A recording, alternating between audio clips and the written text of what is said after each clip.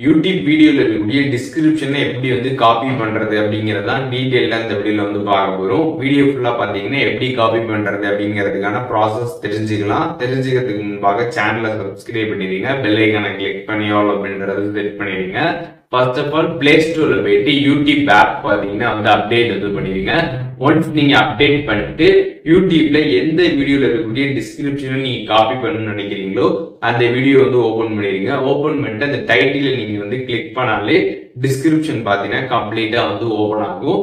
இப்ப எதை நீங்க வந்து காப்பி பண்ணணும்னு நினைக்கிறீங்களோ ஜஸ்ட் அதை வந்து லாங் பிரஸ் பண்ணுங்க. லாங் பிரஸ் பண்ணி அப்படியே நீங்க வந்து டிராக் பண்ணீங்க அப்படின்னா கம்ப்ளீட்டா பாத்தீங்கன்னா அது வந்து செலக்ட் ஆகும். செலக்ட் ஆனதுக்கு அப்புறம் பாத்தீங்கன்னா மேல பாத்தீங்கன்னா காப்பி அப்படின்னு ஒரு ஆப்ஷன் வந்து காட்டும்.